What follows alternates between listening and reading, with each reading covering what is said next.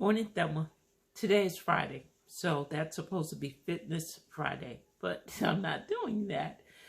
I want to tell you how I got to be a thug. All right, so I hope you got a minute. This might be a little bit long. So, how I got to be a thug was I lived on the south side of Chicago. Duh.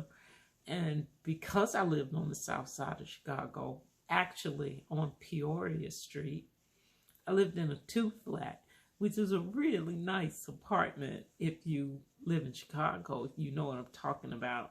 It's like the whole second floor is an apartment, and then the whole first floor is an apartment. That's what two flat comes from. So we lived in the two flat. We lived on the second floor, and it was beautiful. It had like stained glass windows. Okay, so that's where we lived. Now, the snow today in Pennsylvania made me think of that because we had snow in Chicago. You know, I'm getting to the thug part. And parking was hard, but when I thought about it this morning, I could always park. So that was not a problem. But for some people, it might have been. But I could always park. So that's when I started to talk to Kevin. And I remember, his car was vandalized. At first, the hubcaps were stolen, and then the radio was stolen, and then the car was stolen, which meant the car seat was stolen and everything. But nobody ever messed with my car. Here comes the thug part. So we realized that Kevin walked out to go to work every day, and he got in that car. And that car was a company car, which wasn't a big deal, but to other people it probably looked like a big deal.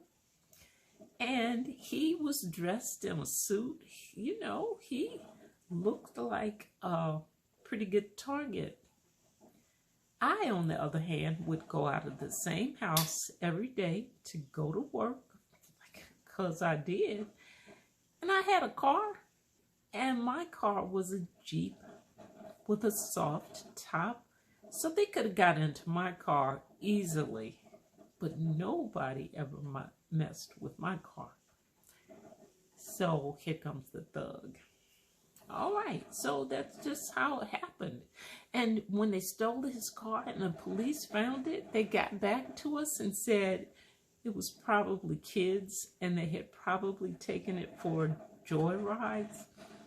And, I figured they took the car seat out because they needed to fit another kid in.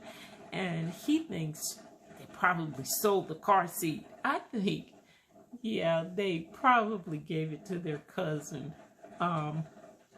So I think that the kids in the neighborhood were nice. They never bothered me because I was a thug.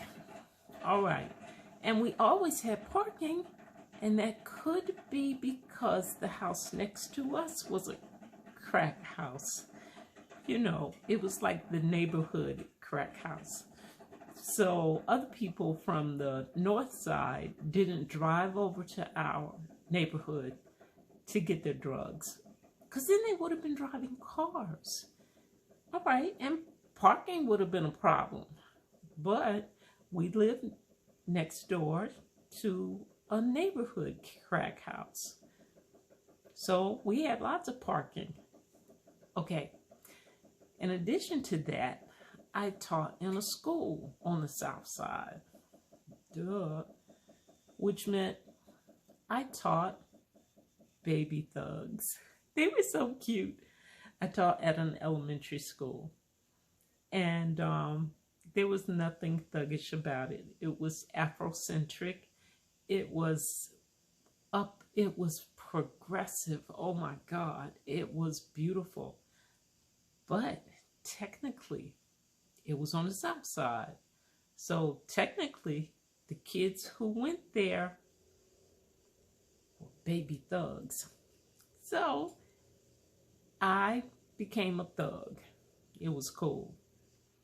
All right, so that's where my thug began. And when I moved to the south suburbs, deeper into the south side, I taught at a high school. And by now, I had learned to carry this thug with me. And then when I was in the high school, there were real thugs. I didn't have them in my classes, but they were there. So I had to have a thug teacher persona, which was fun for me. And I started to, learn how to do it.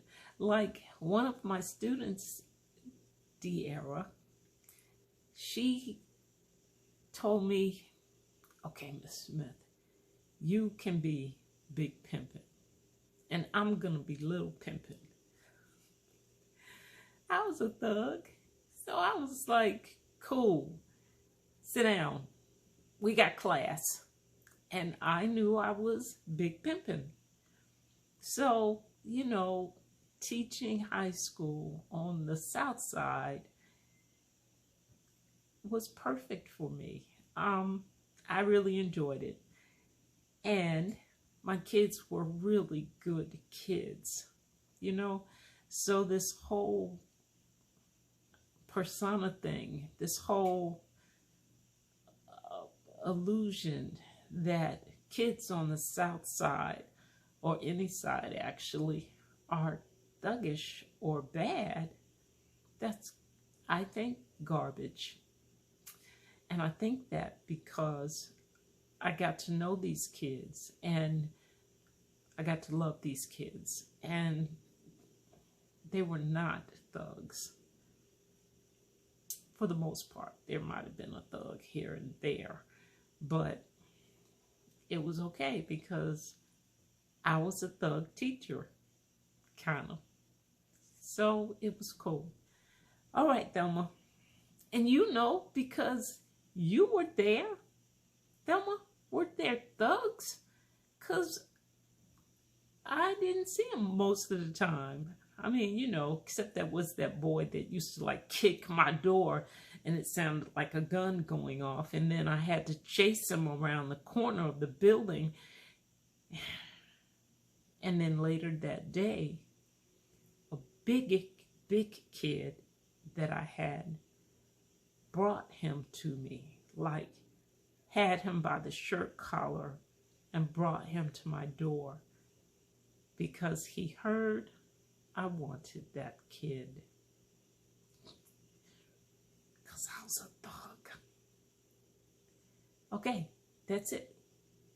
So, how I became a thug.